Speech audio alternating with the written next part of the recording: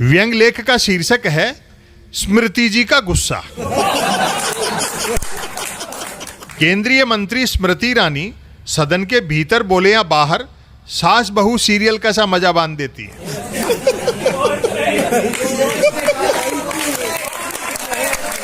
स्मृति ईरानी के भाषण सुनने लायक नहीं, देखने लायक होते हैं।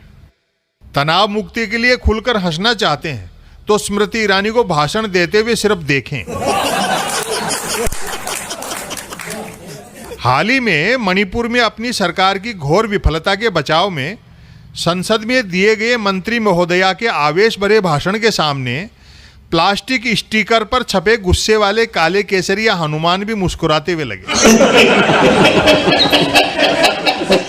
रंग जमना ही है। अभिनय का ए नहीं जानने वाले राजनीति में आकर शानदार अभिनय कर लेते हैं। स्मृति ईरानी तो सीधे अभिनय क्षेत्र से आई हैं। जैसे फिल्म को फ्लॉप होने से बचाने के लिए उसमें आइटम डाले जाते हैं, वैसे ही किसी मुद्दे पर बुरी तरह घिर जाने पर मोदी सरकार स्मृति ईरानी को उतारती है।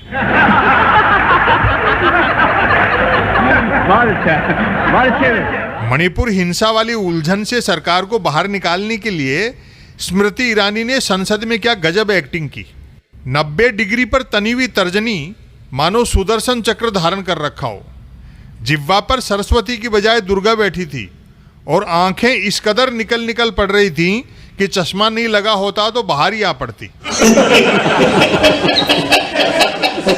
गनीमत है कि तमाम कठिनाइयों के बावजूद विपक्ष के पास सेंस ऑफ ह्यूमर बचा हुआ है, वरना वह बराबरी पर उतर जाता तो महाभारत का न्यू एडिशन तय था। विरोधी भले ही हंसकर टाल जाते हों, लेकिन गुस्सा बनाए रखना साधना है। खान पान का बड़ा ध्यान रखना पड़ता है कि भूल से भी कोई ऐसी वैसी चीज न खा पी बैठें जिससे गुस्सा होने में आलस्य आने लगे। हर समय ऐसे चेहरे आंखों के सामने रखने पड़ते हैं जिन्हें देखते ही गुस्सा फूट पड़े। जिस चेहरे को देखने से गुस्सा कम होने लगे उसे मेमोरी से डिलीट करना पड़ता है। आवाज को चीखने चिल्लाने के उच्चतम स्तर तक तराशते रहना पड़ता है। उन परिस्थितियों से बचे रहना पड़ता है जिनसे हंसी आने की आशंका हो। अपना चेहरा तक ऐसा बनाए रखना पड़ता है कि दर्पण देखते ही भयंकर गुस्सा आए।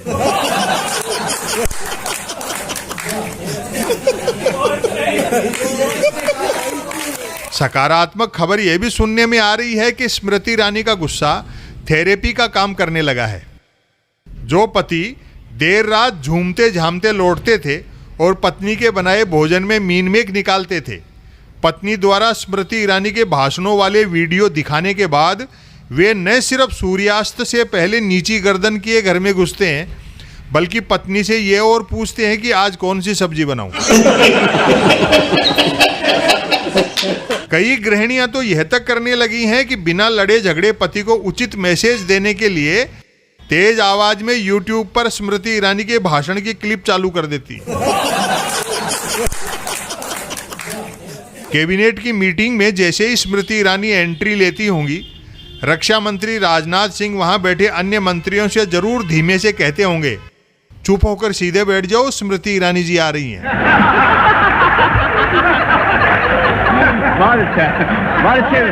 मैं समझता हूं स्मृति ईरानी अभिनय और राजनीति के क्षेत्र में नहीं आती तो वह वीर रस की मंचीय कवयित्री होती।